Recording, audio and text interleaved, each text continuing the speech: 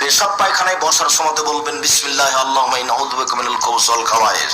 আল্লাহর নামে আমি পেশাব পায়খানায় বসছি, আল্লাহ আমি তোমার নিকটে অপবিত্র জিন এবং জিন্নি থেকে আশ্রয় চাচ্ছি।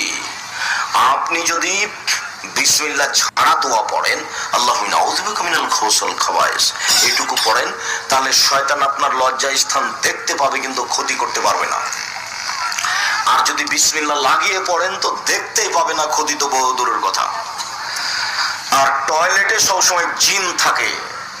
জিন কোথায় থাকে? টয়লেটে। টয়লেটে সবসময় জিন শয়তান উপস্থিত থাকে, যার কারণে এই দোয়া পড়তে বলা হয়েছে। যখন আপনি বসছেন তখন এই দোয়া পড়তে হবে। সুন্দর ঝকঝকে করে টয়লেট বানিয়ে রেখেছেন, একবারে ঘরে শহর ঘর চেয়ে বেশি দামি হয়ে আছে, তো ঢোকার সময় সেখানে দোয়া পড়তে হবে এটা নয়, ঢুকে গেছি এখন দোয়া পড়া যাবে না এটা নয়। যখন আপনি টয়লেটে বসতে যাচ্ছেন তখন দোয়া পড়বেন। আর যখন টয়লেটের পেশাব পায়খানার কাজ শেষ হয়ে গেল তখন আপনি বলবেন গোফরানাক, আমি তোমার কাছে ক্ষমা চাচ্ছি, একবার বলবেন। উঠে গিয়ে আপনি বিসমিল্লাহ বলে ওযু করতে পারবেন। ভিতরে আছেন সেজন্য পারবেন না এই কথা নয়। জিকির আজকার দোয়া চলে না পেশাব পায়খানা চলাকালীন। পেশাব পায়খানা চলাকালীন সালাম দেওয়া যাবে তাকে, কিন্তু ও নিজে উত্তর দিতে পাবে না। কেননা এই সময়তে জিকির আজকার তাসবিহ তাহলিল নিষেধ, দোয়া নিষেধ। এখান থেকে উঠে যাওয়ার পরে বলতে হবে। সম্মানিত দিনী ভাই বোন, বের হয়ে আসার পরে আপনি পানি দিয়ে পবিত্রতা অর্জন করুন।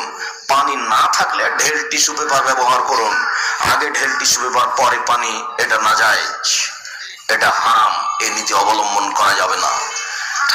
ঢেল টিস্যু পেপার নিয়ে 40 কদম হাঁটতে হবে, এটা নোংরামি। পায়ের উপরে পা চাপিয়ে খক খক করে কাশতে হবে, এটা বেহায়াই।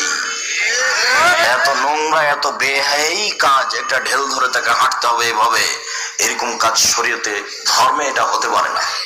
এত দামি ধর্মে এমন কাজ হবে, এটা হতে পারে না। আর আপনাকে এত পবিত্রতা অর্জন করা লাগে, আপনার বউকে লাগে না?